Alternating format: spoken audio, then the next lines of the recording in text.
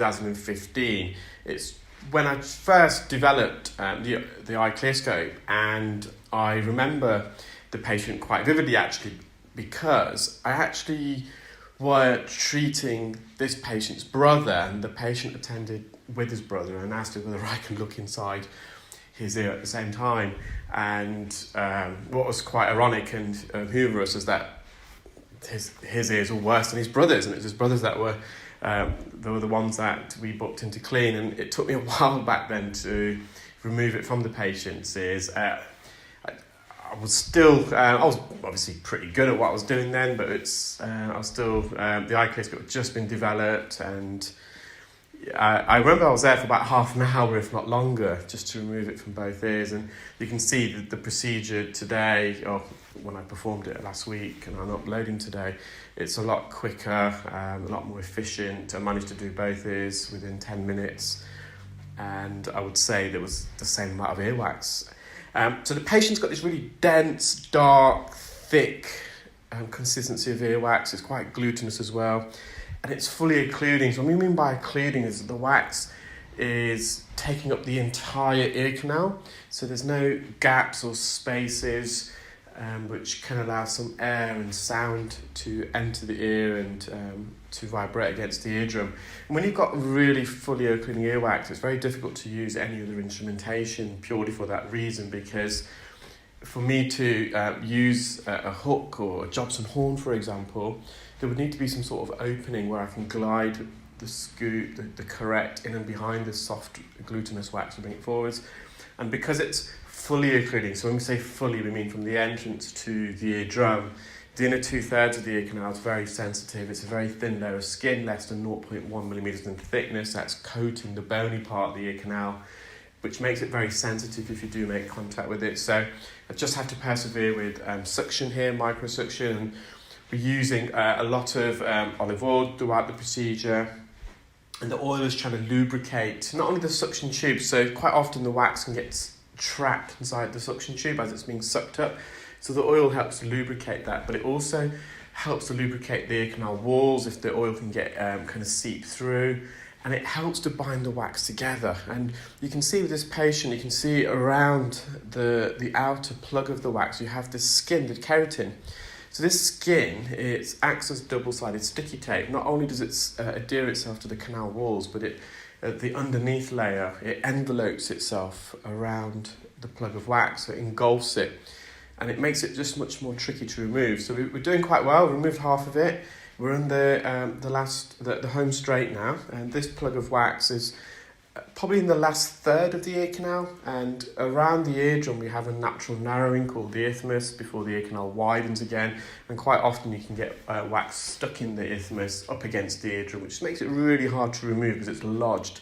So we're moving a larger plug of wax through a narrower ear canal, which always makes it more difficult. So I've just put some more oil in, and again, oil can also help in the sense, if you imagine you've got a ring that's stuck on your finger and you put a bit of soap there just to lubricate it, and it just facilitates the removal of the ring. And in the same way, the oil can act in the same manner.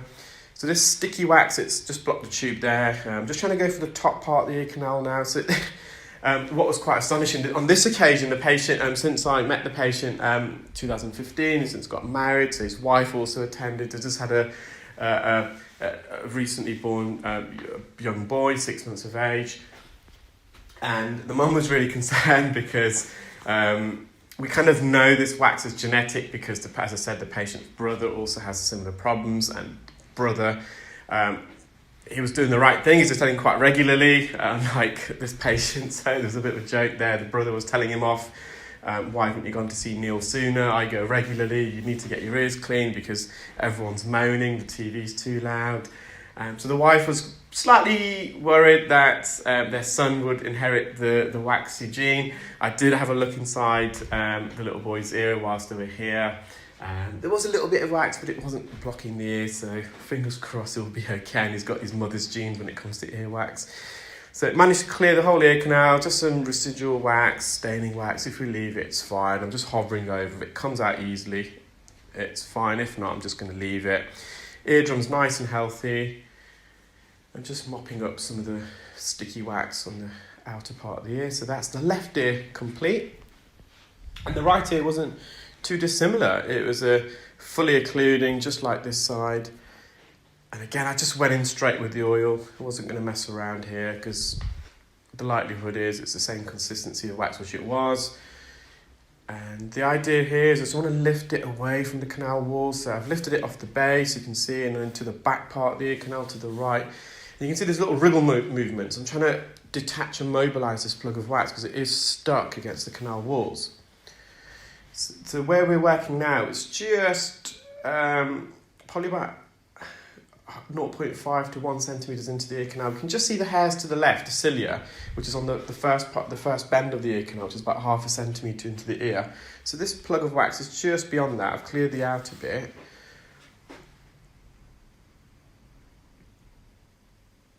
And you can see the colour of the wax. It's almost the same colour as the skin, which can make the procedure sometimes a bit more difficult because the wax can camouflage itself against the canal wall.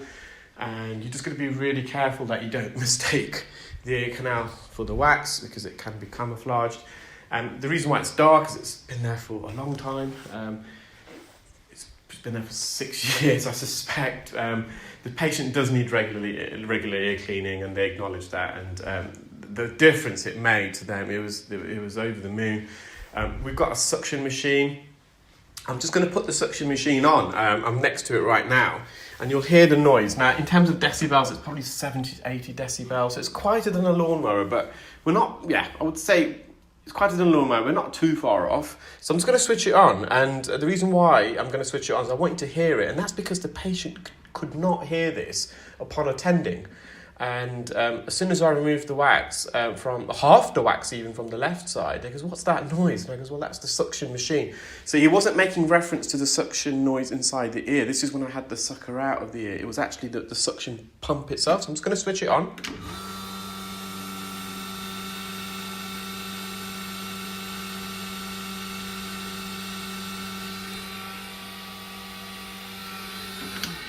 So I was holding the phone at a similar distance to where the patient would be sitting in relation to the suction machine, just so you've got a reference point there. And I would say, okay, it's not as loud as a lawnmower. A lawnmower would probably be 80 to 90 decibels. I would say this is about 70 to 80.